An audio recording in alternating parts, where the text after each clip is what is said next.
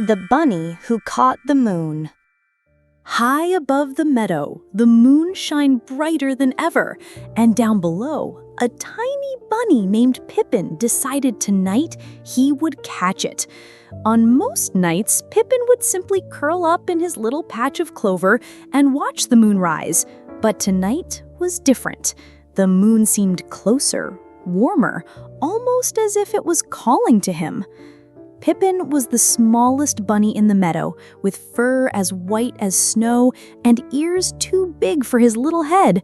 When he hopped, they flopped like sails in the wind. He'd always been told he was too small for big adventures, but Pippin's heart?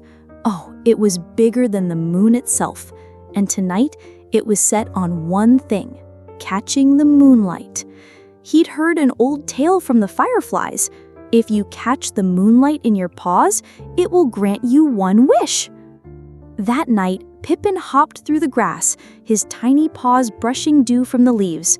The air smelled of wildflowers and cool earth. Around him, fireflies lit his path like twinkling lanterns, blinking in patterns as if cheering him on. The moon hung low, huge and golden, almost smiling at him. "Tonight's the night," Pippin whispered. His breath puffing in the cool air, he could feel something magical waiting ahead. Pippin reached the base of the tallest hill in the meadow. Its grass shimmered silver under the moonlight. Step by step, he climbed higher. His little legs trembled, but he didn't stop. The higher he went, the smaller the meadow looked below, until it seemed like a green and silver quilt spread out beneath the stars. When he reached the top, he stood as tall as his tiny body would let him. The moon looked close enough to touch.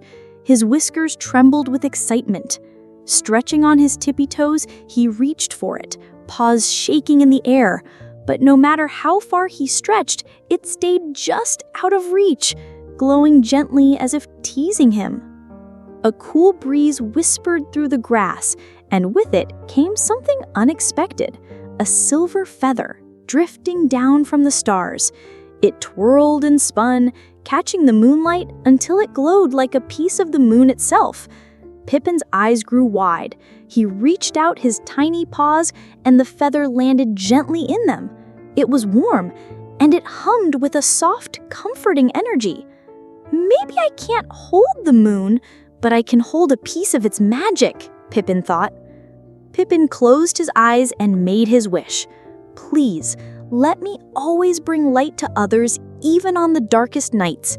The feather shimmered in his paws, then lifted gently into the air, drifting upward toward the stars. As it vanished, the meadow seemed to change.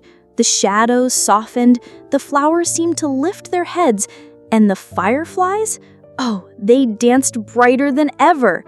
It was as if the moon had heard him and agreed. From that night on, whenever the moon was full, its glow would fall gently on Pippin's little hill.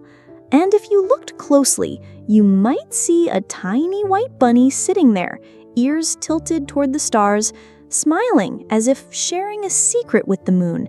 And maybe, just maybe, you'd feel a little warmer inside.